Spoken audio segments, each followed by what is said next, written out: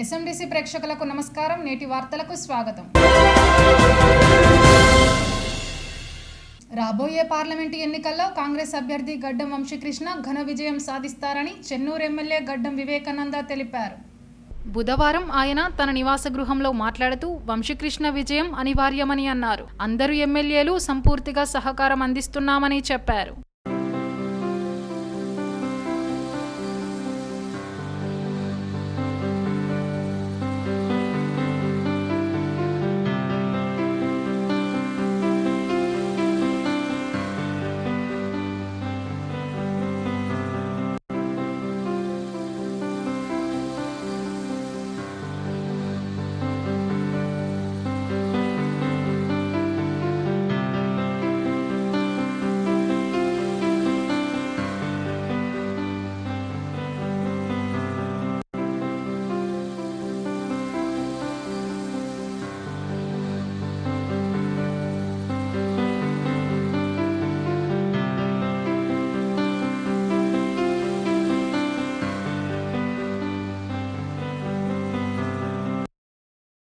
Parliament elections హడావిడి మొదలైంది.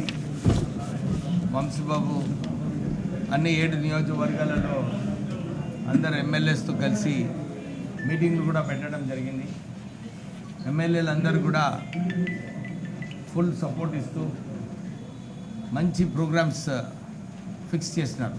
ఆ రోజు అందరు కార్యకర్తలను ఒక తాటిపై తీసుకొచ్చి వాళ్ళతో అందరికీ కూడా ఒక ప్రోత్సాహం ఇచ్చి వచ్చే పార్లమెంట్ ఎలక్షన్లో ఎమ్మెల్యే కన్నా ఎక్కువ మెజారిటీ రావాలని చెప్పి వాళ్ళందరూ టార్గెట్స్ ఫిక్స్ చేసుకున్నారు ఒక్కొక్క కాన్స్టిట్యున్సీలో. అలానే ఈ లాస్ట్ 1 వీక్ 10 డేస్ నుంచి పెద్ద ఎత్తున టీఆర్ఎస్ నుంచి చాలామంది కాంగ్రెస్ పార్టీలో జాయిన్ అవుతున్నారు.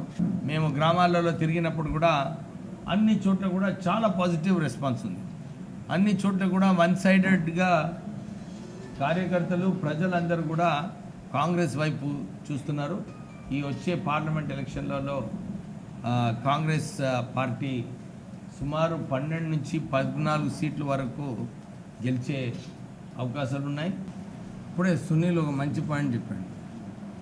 డాక్టర్ బిఆర్ అంబేద్కర్ గారి కాన్స్టిట్యూషన్ మార్చాలని చెప్పి బీజేపీ ప్రయత్నం చేస్తుందని వారు విమర్శ చేశారు, చెప్పినారు కూడా. కొందరు ఎంపీలు ఆల్రెడీ అనౌన్స్ చేస్తున్నారు.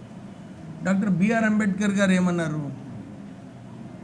వారు అన్నారు, ఈ కుల వివక్ష ఏదైతే ఉన్నదో ఈ కుల వివక్ష పోవాలనుకుంటే ఇంటర్ కాస్ట్ మ్యారేజెస్ చేసుకోవాలని చెప్పి డాక్టర్ బిఆర్ అంబేద్కర్ గారు అన్నారు. ఆయన ప్రమోట్ చేసినాడు. ఆయన్నే బ్రాహ్మణ్ని పెళ్లి చేసుకున్నాడు బిఆర్ అంబేద్కర్ గారు. అంటే వీళ్ళకు ఏదైతే అంబేద్కర్ గారి పైన కక్ష ఉన్నదో ఆ కక్ష ఈ రూపంలో తీస్తున్నారు. అర్థమైందా? సింపుల్ ఆన్సర్ దానికి. యాక్చువల్లీ దానికి ఇప్పుడు నిజంగానే స్క్రూటినీ ఉన్నది, అన్నున్నది. దళితుడు కాదంటే అక్కడ ఒక ఆపర్చునిటీ ఉన్నది. పోయి చట్టం ప్రకారంగా ఏం చేసుకోవాలనే ఆపర్చునిటీ ఉన్నది. అదొకటి. ఇప్పుడే మీరు అన్నారు స్థానికంగా లేదని. ఏదన్నా ఎంపీ స్థానిక కూడా అవుతాడా? 7 నియోజకవర్గాల స్థానిక కూడా అవుతాడా? ఏ అడ్రస్ లేదయ్యా స్థానికత. మేమే ఇక్కడ ఇప్పుడు నేను 10 సంవత్సరాల తర్వాత ఎలక్షన్ కొట్టాను. మొన్న చెన్నూరు పోయినప్పుడు చెన్నూరు పోతే అందరు నన్నే గుర్తు చేసుకుంటున్నారు. సార్ 10 సంవత్సరాల క్రితము నువ్వు ఏదైతే పని చేసినావో, ఇక్కడ నీళ్ళ కోసము రోడ్ల కోసం పని చేసినావో అవే పనులైనాయి. నేను ఓడిపోయినాక కూడా నేను ఎవ్రీ వీక్ 2 టైమ్స్ ఇక్కడ ఉన్నాను. అన్ని నియోజకవర్గాలు తిరుక్కుంటా. నేను స్థానికులకు ఇంకెవరు ఉంటారు స్థానికులు? అన్నీ వారు చెప్పినట్టు సబ్జెక్ట్ లేదు, ఏం క్రిటిసైజ్ చేయాలో తెలియదు.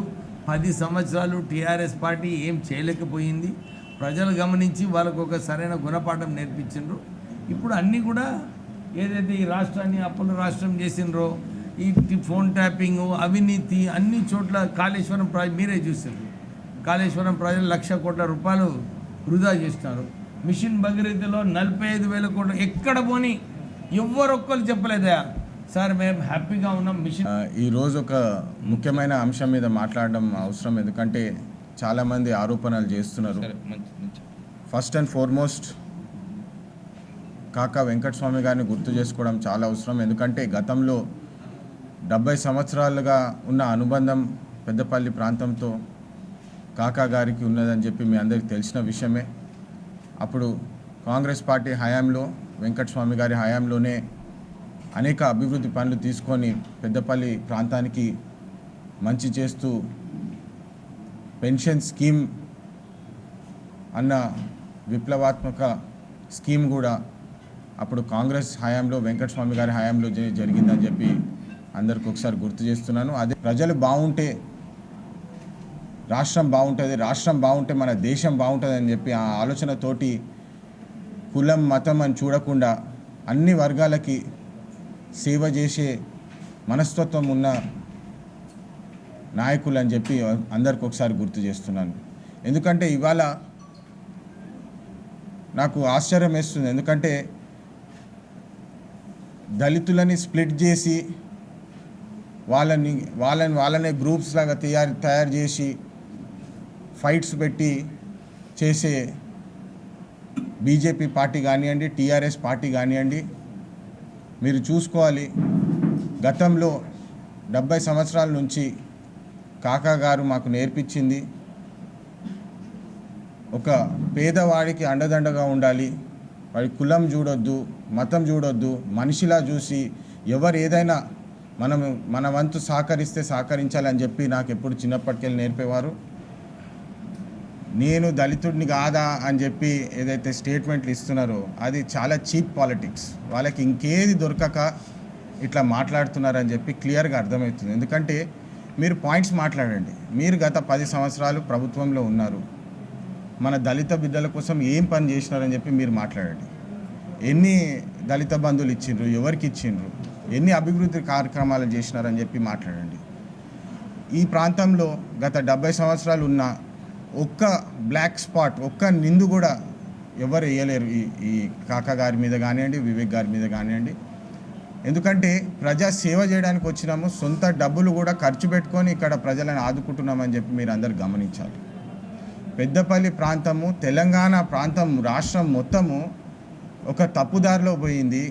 మోసపోయినారు. ఇంటికి ఒక ఉద్యోగం అన్నారు, డబుల్ బెడ్రూమ్ హౌస్ అన్నారు.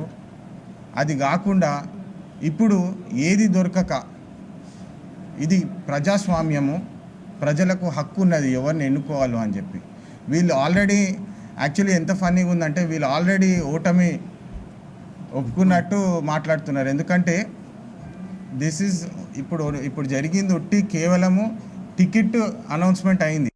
వాళ్ళు ఏదో రిజల్ట్ అనౌన్స్ అయిపోయింది, వాళ్ళు ఓడిపోయినారు విమర్శలు చేస్తున్నట్టు మాట్లాడుతున్నారు వాళ్ళు. మంచిర్యాలలో హనుమాన్ జయంతి సందర్భంగా ఐబీ చౌరస్తా నుంచి భారీ ఎత్తున శోభయాత్ర నిర్వహించారు. విశ్వ హిందూ పరిషత్ బజరంగ్ దళ్ ఆధ్వర్యంలో ఐబీ చౌరస్తా నుంచి పట్టణ ప్రధాన వీధుల గుండా శోభయాత్ర జరిపారు. మహిళలు కోలాటం వేయగా భక్తులు జై శ్రీరామ్ అంటూ పురవీధుల్లో ర్యాలీ నిర్వహించారు. జై శ్రీరామ్ అంటూ పట్టణ వీధులు దద్దరిల్లిపోయాయి. ఈ కార్యక్రమంలో బీజేపీ జిల్లా అధ్యక్షుడు వెరబెల్లి రఘునాథరావు, కాంగ్రెస్ అధ్యక్షురాలు కొక్కిరాల సురేఖ పాల్గొన్నారు. ఒక్కసారి జై హనుమాన్, జై హనుమాన్ ఈ ఒక్క శబ్దం చూడొచ్చు. ఈ రోజు జరుగుతున్నటువంటి